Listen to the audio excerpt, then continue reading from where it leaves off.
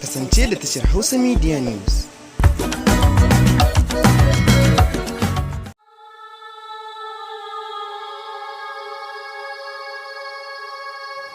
Nuhu da Hamisu Breaker sun yi iyayen matasa 17 da suka rasu sakamakon hatsarin mota ta'aziyya.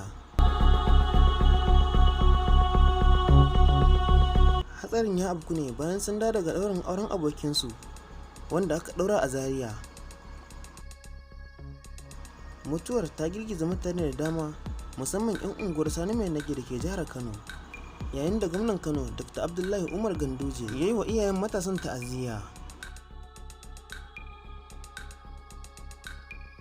Shi ma Sarki Ali Nuhu ya yi ta'aziyyar, inda ya wallafa hoton ɗaya daga cikin mamatan, inda yake cewa Allah ya ji ƙanka na zifi, ya sa annabi ya karɓi baƙuncinka.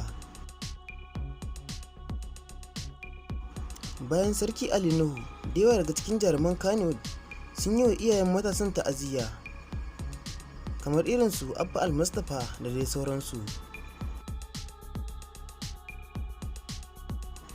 Shi ma dai fitaccen mawaƙin nan Hamisu Breaker mutuwar ta girgiza shi, inda ya wallafa a shafinsa na Facebook yake cewa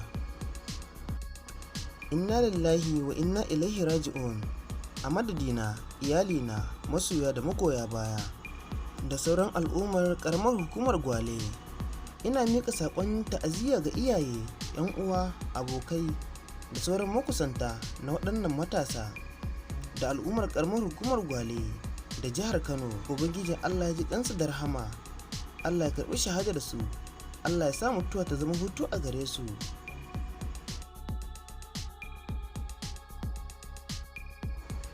To dama ita mutuwa rigar kowa ce, dukkan munan ita muke jira. Muna fata Allah ya samu dace, Allah kyauta ƙarshen mu, in ta zo Allah samu cika da imani. Su kuma Allah ya ji kansu, ya musu rahama, ya sa aljanna ce makomarsu. Su kuma iyaye da 'yan uwa da abokan arziki, Allah ba su haƙurin jure rashin su. Amin summa amin.